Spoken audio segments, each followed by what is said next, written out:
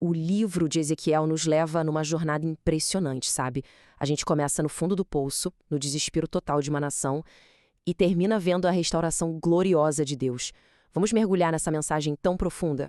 Olha, para a gente entender o tamanho da obra de Deus, primeiro a gente precisa sentir o peso do problema. Essa frase é basicamente o diagnóstico de um povo no exílio. É como se fosse um atestado de óbito da esperança.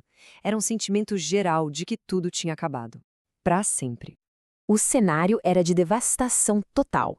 Imagina só, Jerusalém, o templo, tudo destruído. O povo de Judá não foi apenas derrotado, não. Eles eram cativos, vivendo o auge de um trauma nacional lá na Babilônia. A morte da nação era completa, e entender isso é crucial para a gente ver a dimensão do milagre. No lado político, a linhagem real de Davi parecia extinta. Economicamente, eram escravos sem perspectiva nenhuma. Espiritualmente, a fé do povo estava abalada. Muitos achavam que os deuses da Babilônia eram mais fortes. E culturalmente, a imagem de ossos espalhados, sem um enterro digno, era a humilhação final, uma maldição terrível na época. Era o fim em todos os sentidos possíveis. Mas é justamente nesse cemitério de esperanças que Deus começa a sua obra mais impressionante. A primeira parte da solução de Deus é um milagre que desafia qualquer lógica humana, a ressurreição. O texto bíblico faz questão de dizer que os ossos estavam sequíssimos. E isso não é só um detalhe poético, viu? É quase um diagnóstico técnico. Significa que a morte não era recente. Já não tinha mais carne, nem medula, nem nada. Do ponto de vista humano, a situação era irreversível. Acabou. E é aqui que Deus revela o seu método. A restauração não acontece de uma vez só, de repente. Ela tem um processo claro, com 2 passos que são distintos e absolutamente essenciais.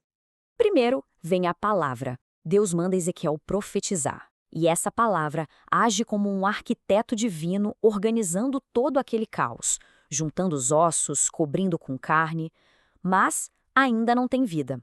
É aí que entra a segunda etapa, o espírito, que em hebraico é ruar, uma palavra que significa tanto sopro quanto espírito. É o fôlego de Deus que traz vida àquela estrutura. A diferença é gritante. Sem o ruach, o que se tem é um corpo perfeitamente organizado, mas ainda um cadáver. Com o sopro de Deus, o que surge é um exército vivo, de pé, com propósito. Isso nos ensina uma lição poderosa. Organização e estrutura, sem o espírito, não serve para nada. Então, o ponto central é que essa visão vai muito além de uma ressurreição física. Deus está falando sobre a restauração da nação de Israel. E isso nos leva direto ao segundo ato milagroso do capítulo 37, a unificação de um povo que estava dividido há séculos. Ezequiel recebe uma ordem de Deus, pegar 2 varas de madeira. Uma representava Judá, o reino do sul, a outra representava José, ou Efraim, que eram as tribos do norte. Pense em séculos de divisão, de guerra civil, de ressentimento. E aí, na mão do profeta, que representa a mão de Deus, essas 2 varas se tornam uma só. O pecado divide, mas a glória de Deus unifica. E essa profecia aponta para uma união ainda maior. Lá no Novo Testamento, o apóstolo Paulo ecoa essa mesma verdade. A unidade que Ezequiel mostrou com as varas de madeira encontra o seu cumprimento final em Cristo, onde todas as barreiras, não só entre as tribos de Israel, mas entre todos os povos, são derrubadas. Bem, com o povo ressuscitado e unificado, uma nova ameaça surge no horizonte.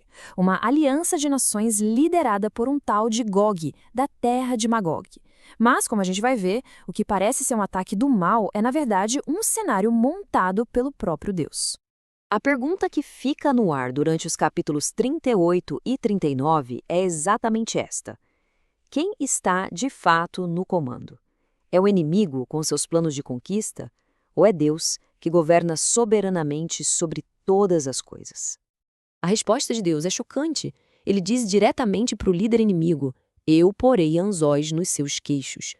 Gog acha que está agindo por conta própria, movido pela sua ganância, pela sua estratégia. Mas, na realidade, ele está sendo puxado por Deus como um peixe para o lugar do seu próprio julgamento. O contraste entre a lógica do inimigo e o propósito de Deus é impressionante. O inimigo olha, vê um povo vivendo em paz, em aldeias sem muros, e interpreta isso como fraqueza, uma chance fácil de saquear. Mas o propósito soberano de Deus é usar justamente essa agressão para mostrar o seu poder, proteger o seu povo e santificar o seu nome diante de todo mundo. E aqui vem uma das reviravoltas mais espetaculares da Bíblia. Deus não apenas derrota o inimigo, ele transforma as ferramentas do mal em bênçãos para o seu povo. Pensa comigo, o inimigo traz um arsenal gigantesco para destruir Israel. Mas o que acontece depois da vitória de Deus? Essas mesmas armas, arcos, flechas, lanças, viram lenha. Aquilo que veio para queimar o povo de Deus acaba servindo para aquecer esse mesmo povo. É a reciclagem divina na sua forma mais poderosa. E por quanto tempo esse combustível dura? 7 anos. O número 7 na Bíblia, como a gente sabe, simboliza perfeição, algo completo. A provisão de Deus não é parcial, ela é total, sustentando o povo por um ciclo de tempo perfeito, usando os destroços da própria ameaça.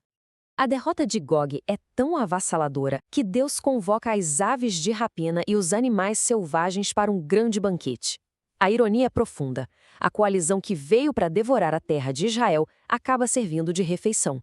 É a inversão final da cadeia alimentar. Depois da ressurreição por dentro e da vitória por fora, a gente chega ao objetivo final de todo o plano de Deus, estabelecer uma paz duradoura, inabalável com o seu povo. Deus promete uma Beit Shalom, uma aliança de paz. Em hebraico, Shalom é muito mais do que a ausência de guerra. Significa plenitude, bem-estar, segurança, uma harmonia completa em todas as áreas da vida.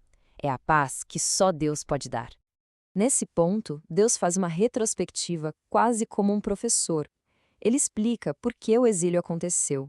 E a razão não foi porque ele era fraco ou incapaz de proteger Israel. Foi uma consequência direta da infidelidade do povo. O sofrimento foi disciplina, não derrota de Deus. E essa saga toda termina com esta promessa magnífica. A causa da separação, que era o pecado, foi tratada. E agora, com seu Espírito derramado, Deus garante que nunca mais vai esconder o seu rosto. A comunhão será contínua, a presença dele será constante. Isso tudo nos deixa com uma reflexão final, né? A promessa de Ezequiel encontrou um cumprimento poderoso em Pentecostes, quando o Espírito Santo foi derramado sobre a igreja. Então, se o Espírito habita em nós e o rosto de Deus não está mais escondido, de onde vem a nossa paz e a nossa segurança nos vales da vida? A resposta está na mesma fonte de poder que levantou um exército de ossos